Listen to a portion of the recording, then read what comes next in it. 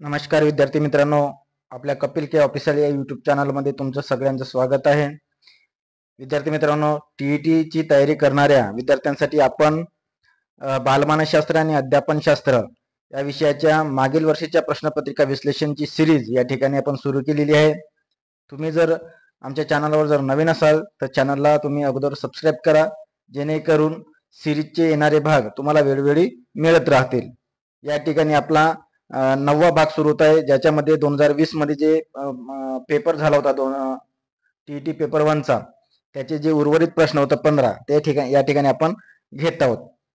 बघा, या ठिकाणी 76 क्रमांकाचा जो प्रश्न होता, खाली दिलेल्या विधानांमध्ये विस्मरणाविषयीचे कोणते विधान योग्य नाही. तर या ठिकाणी बघा की कोणते विधान योग्य नाही, अयोग्य विधान या ठिकाणी आपल्याला ओळखायचं आहे. तर पहिलं विधान आहे, ज्या गोष्टीचे संस्करण झालेले नसते त्याचे विस्मरण होते. म्हणजे हे विधान बरोबर आहे, म्हणजे ज्या गोष्टीचे संस्करण व्यवस्थित झाले नसते ते विस्मरण होते. ठीक आहे. त्यानंतर दुसरं बघा, विस्मरण होणे म्हणजे धारणेचा अभाव. बरोबर आहे, विस्मरण म्हणजे काय, तर धारणेचा अभाव आहे. ठीक आहे. त्यानंतर भावनिक उद्रेकाच्या स्थितीत शिकलेल्या गोष्टीचे विस्मरण होत नाही. बघा, आता जर आपल्या मनाची जर भावनिक उद्रेक झाला असेल तर त्या ठिकाणी विस्मरण व्हायला पाहिजे, परंतु या ठिकाणी काय म्हणते, विस्मरण होत नाही, म्हणजे हे विधान चुकीचं आहे. आणि चौथं बघा, शारीरिक मानसिक व स्वास्थ्य चांगले नसताना शिकलेल्या गोष्टीची धारणा चांगली होत नाही आणि विस्मरण होते. बरोबर, हे सुद्धा वाक्य आपल्याला काय बरोबर आहे. कारण शारीरिक आणि मानसिक जर स्वास्थ्य चांगलं नसेल आणि तर त्याच्यामुळे काय होते, शिकलेल्या गोष्टीची धारणा होत नाही आणि विस्मरण होते. म्हणजे चौथं वाक्य बरोबर आहे. मग अयोग्य विधान कोणतं आहे, तर विधान क्रमांक 3 बघा, की भावनिक उद्रेकाच्या स्थितीत शिकलेल्या गोष्टीचे विस्मरण होत नाही. कारण भावनिक उद्रेकाच्या स्थितीत जर एखाद्या गोष्टीचे काय होते, विस्मरण होत असते.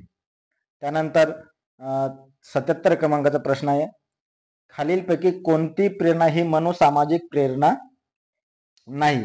बघा, तर मनोसामाजिक प्रेरणा बघा, तर या ठिकाणी संपादन ही मनोसामाजिक प्रेरणा आहे, संलग्नन ही सुद्धा मनोसामाजिक प्रेरणा आहे, आणि कुतूहल व शोधन ही सुद्धा मनोसामाजिक प्रेरणा आहे. परंतु उत्सर्जन मात्र ही जी उत्सर्जन आहे ही मनोसामाजिक प्रेरणा नाही. त्यानंतर बघा 78 क्रमांकाचा प्रश्न, बुद्धिगुण हे मज्जापेशी व मज्जातंतू यांच्या जोडणीवर अवलंबून असतात. जोडणीची गुंतागुंत जेवढी अधिक तेवढी बुद्धीची श्रेष्ठता अधिक असते, असे मत थार्नडाईकने बुद्धीच्या कोणत्या उपपत्तीत मांडले. बघा, आता जे थार्नडाईकने बुद्धीचे जे उपपत्ती मांडले होते, शक्तिवादी उत्पत्ती, संख्यात्मक उत्पत्ती, विघटक उत्पत्ती आणि अनेक घटक उत्पत्ती. तर या ठिकाणी बघा काय म्हणते, की बुद्धी गुण हे मज्जापेशी आणि मज्जातंतू यांच्या जोडणीवर अवलंबून असतात आणि जोडणीची गुंतागुंत जेवढी अधिक तेवढी बुद्धीची श्रेष्ठता अधिक, हे जे आहे हे संख्यात्मक उपपत्तीमध्ये लागू होते. म्हणजे आपल्या प्रश्नाचं उत्तर काय आहे, संख्यात्मक उपपत्ती. बघा, त्यानंतर भावनिक बुद्धिमत्ता ही संकल्पना 1995 मध्ये जगासमोर आणणारे मानसशास्त्रज्ञ कोणते. आता हे आपल्याला माहितच आहे की भावनिक बुद्धिमत्ता जर म्हटली तर ही जी संकल्पना आहे ती डॅनियल गोलमनची आहे. म्हणजे डॅनियल या ठिकाणी 3ऱ्या क्रमांकाचा जे पर्याय डॅनियल गोलमन. ठीक आहे, त्यांनी काय केली, भावनिक बुद्धिमत्ता ही संकल्पना 1995 मध्ये जगासमोर आणली होती. त्यानंतर 80वा प्रश्न बघा, भावनिक परीक्षेत कमी गुण मिळाले तर प्रश्नपत्रिका फार अवघड होती असे म्हणणे म्हणजे संरक्षण यंत्रणेचा वापर करणे. आता बघा, या ठिकाणी परीक्षेत कमी गुण मिळाले तर काय होते, की प्रश्नपत्रिका फार अवघड होती असं आपण म्हणत असतो. तर हे जे आहे ते आत्मताडण आहे. काय आहे, आत्मताडण. या संरक्षण यंत्रणेचा आपण वापर करत असतो. त्यानंतर बघा 81 क्रमांकाचा क्वेश्चन, मानसिक संघर्ष कमी करण्याचे उपाय याबाबत खालील विधाने दिली आहेत. त्यापैकी कोणती विधान अयोग्य आहे. अयोग्य म्हणजे आपल्याला अयोग्य विधान म्हणजे चुकीचं विधान ओळखायचं आहे. तर मानसिक संघर्ष कमी करण्याचे उपाय याबाबत बघा, तर संघर्ष जर निर्माण झाला असता विनाकारण कारणमीमांसा करत बसू नाही. बघा, या ठिकाणी हे वाक्य बरोबर आहे. जर संघर्ष निर्माण झाला असेल तर विनाकारण कारणमीमांसा करत बसू नाही, हे विधान बरोबर आहे. दुसरं बघा, निर्णय तडीस नेण्याचा प्रयत्न करावा. आता बघा, मानसिक संघर्ष कमी करायचा असेल तर जो निर्णय घेतलाय तो तडीस नेण्याचा प्रयत्न जर केला तर संघर्ष वाढण्याचा काय होतो, म्हणजे संधी असते. त्याच्यामुळे हे निर्णय तडीस नेण्याचा प्रयत्न करा हे विधान चूक आहे, म्हणजे हे विधान अयोग्य आहे. ठीक आहे. म्हणजे आपल्या प्रश्नाचं उत्तर काय आहे, तर आपल्या प्रश्नाचं उत्तर आहे क्रमांक 2चं. ठीक आहे. परंतु तिसरं सुद्धा बघून घ्या. वगळलेल्या गोष्टींचा फार विचार करू नये. मानसिक संघर्ष कमी करायचा असेल तर ज्या आपण गोष्टी वगळल्या होत्या त्याचा फार विचार करू नये, हे सुद्धा वाक्य बरोबर आहे. आणि अधिक अनुभवी व्यक्तीचा सल्ला घ्यावा. जर मानसिक संघर्ष कमी करायचा असेल तर अधिक अनुभवी व्यक्तीचा सल्ला घेतला पाहिजे. म्हणजे आपल्या पर्याय पर्याय क्रमांक 1, 3 आणि 4 हे पर्याय क्रमांक बरोबर आहे. परंतु निर्णय ताळीस नेण्याचा प्रयत्न करावा हे विधान चूक आहे. त्यामुळे आपलं प्रश्नाचं उत्तर जे आहे ते पर्याय क्रमांक 2 मध्ये आहे. त्यानंतर 82 क्रमांकाचा प्रश्न बघा. अध्ययन संक्रमणात घटकामध्ये सामान्यीकरण होते, पण संक्रमण होण्यासाठी त्या विषयातील एखादी कृती सहेतुक ध्येयनिष्ठ उद्दिष्ट समोर ठेवून कराव्यास सांगितली तर ती अधिक परिणामकारक होती. ही सहेतुक ध्येयनिष्ठ अध्ययन संक्रमण उत्पत्ती खालीपैकी कोणत्या मानसशास्त्रज्ञांनी मांडली? बघा, आता प्रश्नामध्ये तुम्हाला कन्फ्युजन करण्यासाठी खूप एवढं सारी बघा की आपल्याला कन्फ्युजन करण्यासाठी ही एवढी सारी व्याख्या आपल्याला या ठिकाणी दिलेली आहे. परंतु आपण जर फक्त मुख्य जो प्रश्न आहे त्याच्यावर जर आपण हे केलं तर बघा, सहेतुक ध्येयनिष्ठ अध्ययन संक्रमण उत्पत्ती कोणत्या मानसशास्त्रज्ञांनी म्हटली? तर सहेतुक ध्येयनिष्ठ उत्पत्ती कोणाची आहे? बॅगलेची आहे. ठीक आहे. म्हणजे आपला पर्याय क्रमांक 2 आहे. एवढं सारं हे फक्त कन्फ्युजन करण्यासाठी दिलेलं आहे बघा. त्यानंतर 83 क्रमांकाचा प्रश्न बघा. किशोरावस्थेतील मुलांच्या मानसिक भावनिक कौशल्याच्या विकासामध्ये ज्ञानेंद्रियाच्या द्वारे विविध अनुभूती मिळवणाऱ्या मुलांच्या अवबोधन क्रियेच्या टप्प्यामध्ये कोणता टप्पा नाही? आता बघा, 83 क्रमांकाचा प्रश्न बघा की किशोरावस्थेतील मुलांचा जो मानसिक आणि भावनिक कौशल्याचा विकास याच्यामध्ये ज्ञानेंद्रियाद्वारे विविध अनुभूती मिळवणाऱ्या मुलांच्या अवबोधन क्रियेच्या टप्प्यामध्ये कोणता टप्पा येत नाही? आता बघा, संख्याकन हा टप्पा येतो, वर्णन सुद्धा येतो आणि अर्थ सुद्धा येतो. परंतु एखाद्या गोष्टीचं मूल्यांकन करणे हे किशोरावस्थेतील मुलं करत नाही. त्याच्यामुळे हा जो टप्पा आहे हा टप्पा येणार नाही. त्यामुळे आपल्या प्रश्नाचं जो उत्तर आहे ते काय आहे? मूल्यांकन आहे. ठीक आहे. त्यानंतर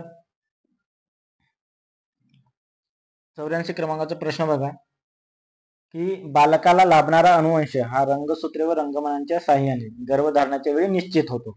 बघा, व त्यात बदल करता येत नाही. अनुवंश याविषयी खालीलपैकी कोणते विधान योग्य नाही? आता अनुवंश संबंधित विधान जे बघा की बालकाच्या शरीर रचनेवर आणि स्नायू संस्थेवर अनुवंशाचा प्रभाव असतो. हे विधान अतिशय योग्य आहे. कारण बालकाचे जे शरीर रचना असते, स्नायू संस्था जी असते त्याचा अनुवंशाचा परिणाम होतो. अनुवंश म्हणजे काय की माता आणि पिता या दोघांकडून मिळणारे जे गुण आहेत ते अनुवंशाच्या द्वारे मिळत असतात. त्याच्यामुळे जे शरीर रचना आहे आणि स्नायू संस्थेवर त्याचा प्रभाव असतो.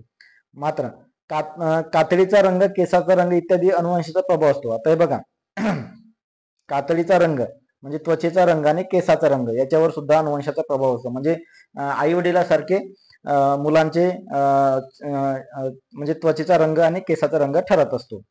त्यानंतर आई वडिलांनी तिसऱ्या क्रमांकाचा पर्याय बघा की आई वडिलांनी प्राप्त केलेले ज्ञान, कौशल्य, अभिरुची पुढील पिढीत संक्रमित होते. बघा, आता अनुवंशाद्वारे जे प्राप्त केलेले ज्ञान आहेत आई वडिलांनी आणि कौशल्य ते पुढील पिढीत संक्रमित होतील असं सांगता येत नाही. ठीक आहे. त्याच्यामुळे हे पर्याय क्रमांक तिसरा चुकीचा आहे. मानसिक गुणधर्मापैकी बुद्धिमत्ता ही अनुवंशाने प्राप्त होते. आता बघा, मानसिक गुणधर्मापैकी बुद्धिमत्ता सुद्धा अनुवंशाने प्राप्त होते. हे विधान बरोबर आहे. तर आपल्या पर्याय प्रश्नाचं जे उत्तर आहे 84च्या कोणते विधान योग्य नाही? तर पर्याय क्रमांक 3 जे आहे प्राप्त केलेले ज्ञान आणि कौशल्य हे पुढील पिढीत संक्रमित होत नाही. त्यानंतर 85 क्रमांकाचा प्रश्न बघा की अनुवंश व परिस्थिती हे दोन्ही घटक व्यक्ती विकासामध्ये महत्वाची कामगिरी बजावतात. खाली दिलेल्या घटकामध्ये कोणता घटक फक्त अनुवंशावर अवलंबून असतो? तर या ठिकाणी बघा की मानसिक विकास हा फक्त अनुवंशावर अवलंबून नाही, तर अनुवंशाने परिस्थिती या दोन्हीवर मानसिक विकास ठरत असतो. पक्वतेचे वय, ठीक आहे, तर हे फक्त अनुवंशावर ठरत असते.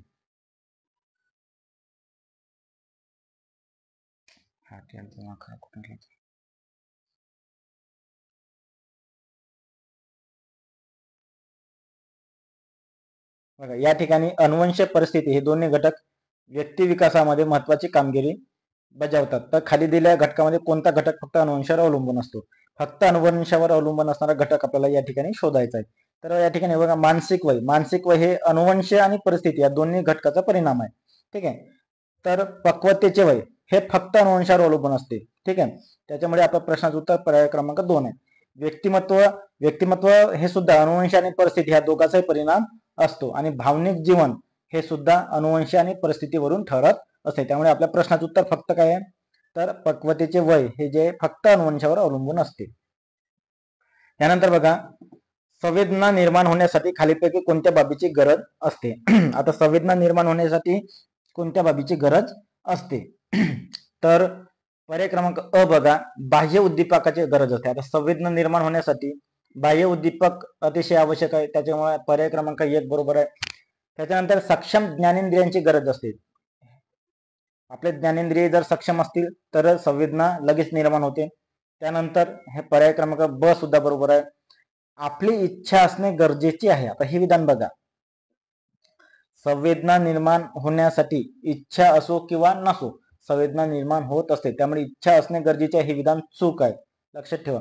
कारण इच्छा जरी नसली तरी संवेदना निर्माण होत असते. तर त्याच्यानंतर मज्जासंस्थेची गरज असते, हे सुद्धा बरोबर आहे. कारण संवेदना निर्माण होण्यासाठी मज्जासंस्था हे अतिशय आवश्यक आहे. त्यामुळे आपले जे उत्तर आहेत बघा, तर पर्याय क्रमांक अ, ब आणि ड. अ म्हणजे बाह्य उद्दीपकाची गरज असते, सक्षम ज्ञानेंद्रिय असणे आवश्यक आहे आणि मज्जासंस्थाची गरज असते. या ठिकाणी अ, ब, ड हे आपलं उत्तर आहे. आपली इच्छा असो की नसो म्हणजे संवेदना निर्माण होत असतात, त्यामुळे हे विधान जे आहे हे चुकीचं विधान आहे. ठीक आहे. त्यानंतर 87 चा बघा, 87 क्रमांकाचा प्रश्न, एखादा उद्दीपक अपूर्ण असेल तर त्याला पूर्णत्व आणण्याचे काम मज्जासंस्था करते. उदाहरण EDN यामध्ये गाडलेल्या भागाचा विचार न करता आपल्याला पूर्ण अवबोध होतो. हे अवबोधाच्या खालीलपैकी कोणत्या तत्वामुळे घडते? आता बघा या ठिकाणी एखादा उद्दीपक जर अपूर्ण असेल तर त्याला पूर्ण करण्याचे काम काय करते? मज्जासंस्था करते. म्हणजे उदाहरण जर दिलं तर ABCDचे जे लेटर आहेत EDN याच्यातल्या ज्या गाडलेल्या जागा आहेत त्या आपल्या काय करते? मज्जासंस्था पूर्ण करत असते. त्यामुळे हे जे आहे हे अवबोधाच्या कोणत्या तत्वामुळे घडते? तर हे समावेश या तत्वामुळे घडत असते. ठीक आहे. त्यानंतर खालील विधानामध्ये अवबोध व प्रतिमा यातील फरक दिलेला आहे, त्यापैकी कोणते विधान योग्य नाही? अवबोध आणि प्रतिमा यातील फरक आहे. ठीक आहे. आता कोणते विधान योग्य नाही, अयोग्य विधान या ठिकाणी आपल्याला शोधायचं आहे. तर प्रतिमेमध्ये अवबोधापेक्षा जास्त जिवंतपणा असतो. आता बघा, हे विधान चूक आहे. ठीक आहे. कारण प्रतिमेमध्ये अवबोधापेक्षा जास्त जिवंतपणा असत नाही. ठीक आहे. तर पर्याय क्रमांक 2 बघा, प्रतिमा ही अवबोधाची नक्कल असते. हे विधान बरोबर आहे. प्रतिमा ही अवबोधाची नक्कल असते. प्रत्यक्ष वस्तूचा बोध तो अवबोध असतो आणि पूर्वीच्या अनुभवांचे पुनरुज्जीवन ही ती प्रतिमा असते, लक्षात ठेवा. त्याच्यामुळे हे विधान सुद्धा बरोबर आहे. म्हणजे प्रत्यक्ष वस्तूचा जर बोध असेल तो अवबोध आणि पूर्वीच्या अनुभवाचे पुनरुज्जीवन म्हणजे पूर्वी जे अनुभव घेतले होते त्याचे जर पुनरुज्जीवन होते ती प्रतिमा असते. त्यामुळे चौथं बघा, अवबोध तुटक असत नाही, कारण त्याचा आपण प्रत्यक्ष अनुभव घेत असतो. वस्तूचा काय होतो? आपण प्रत्यक्ष वस्तूचा अनुभव घेत असल्यामुळे अवबोध तुटक असत नाही. तर प्रतिमा हा पुनर्जीवन असते, लक्षात ठेवा. त्याच्यामुळे हे तुटकपणा जाणवते. प्रतिमा काय असते? पूर्वीच्या अनुभवाची पुनर्जीवन असते, त्यामुळे त्याच्यामध्ये तुटकपणा जाणवतो. त्यामुळे आपल्या प्रश्नाचं जे उत्तर आहे ते काय विधान, कोणतं विधान योग्य नाही? तर पर्याय क्रमांक 1, प्रतिमेमध्ये अवबोधापेक्षा जास्त जिवंतपणा असतो, हे विधान चुकीचं आहे. कारण अवबोध हा प्रत्यक्ष बोध असतो. ठीक आहे. तर प्रतिमा काय असते? पूर्वीच्या अनुभवाचे पुनर्जीवन असते. त्यामुळे जिवंतपणा कोणामध्ये असायला पाहिजे? तर अवबोधामध्ये असायला पाहिजे. ठीक आहे. त्यामुळे आपला पर्याय क्रमांक 1 हे आपल्या प्रश्नाचं उत्तर आहे. 89 बघा, प्रतिमा सृष्टीतील निवडक प्रतिमांच्या आधारे एक आगळेवेगळे मानसिक चित्र तयार करणाऱ्या प्रक्रियेला काय म्हणतात? आता प्रतिमा सृष्टीतील निवडक प्रतिमांच्या आधारे जर एक आगळेवेगळे मानसिक चित्र तयार करण्याची प्रक्रिया ही काय असते? कल्पना असते. 89 प्रश्नाचं उत्तर आपलं पर्याय क्रमांक 2. त्यानंतर 90 बघा, समस्येचे विश्लेषण करून ती सोडवण्याची योजना तयार करणे म्हणजे विचार प्रक्रिया होय. तर विचार प्रक्रियेविषयी खाली दिलेले कोणती विधाने सत्य आहेत? आता बघा, समस्येचे विश्लेषण करून सोडवण्याची योजना तयार करणे ही विचार प्रक्रिया आहे. ठीक आहे. तर विचार प्रक्रियेचे खाली दिलेले कोणते विधान सत्य आहे, सत्य विधान या ठिकाणी आपल्याला शोधायचे आहे. तर शब्द, प्रतिमा, कल्पना, संकल्पना हे विचारांची प्रतीक आहेत. शब्द, प्रतिमा, कल्पना आणि संकल्पना विचारांची काय आहेत, प्रतीक आहेत. हे विधान बरोबर आहे. लहान मुले प्रतीकांद्वारे विचार करू शकतात हे विधान चूक आहे. कारण लहान मुलांमध्ये कल्पना स्पष्ट नसतात, संकल्पना स्पष्ट नसतात, त्याच्यामुळे लहान मुले प्रतीकाद्वारे विचार करू शकतात हे विधान चुकीचं आहे. त्यानंतर क बघा, कारक कौशल्याच्या आधारे मुले विचार करू शकत नाही हे विधान सुद्धा चुकीचं आहे. लहान मुले जे आहेत ते कारक कौशल्याच्या आधारे काय करतात, विचार करू शकतात. ठीक आहे. त्याच्यामुळे या ठिकाणी ते शकत नाही असं म्हटलं, त्यामुळे हे विधान चुकीचं आहे. आणि चौथं बघा, पुष्कळ वेळा आपण तर्काने विचार करतो. पुष्कळ वेळा आपण तर्काने विचार करतो हे विधान बरोबर आहे. त्याच्यामुळे पर्याय क्रमांक अ आणि पर्याय क्रमांक ड या ठिकाणी आपल्या प्रश्नाचं उत्तर आहे. या ठिकाणी बघा, आपण या ठिकाणी भाग 9 मध्ये एकूण 15 प्रश्न बघितलेले आहेत. तुम्हाला असे जर पुन्हा टीईटी बद्दलचे जे अगोदर झाले जे प्रश्नपत्रिका आहे त्यांचे जर प्रश्नाचे विश्लेषण जर पाहिजे असेल तर तुम्ही आमच्या चॅनलला लवकरात लवकर सबस्क्राईब करा, जेणेकरून सगळे व्हिडिओ तुम्हाला मिळत जातील. हा व्हिडिओ कसा वाटला मला कमेंट्स करा आणि इतरही जणांना हा व्हिडिओ शेअर करा. धन्यवाद.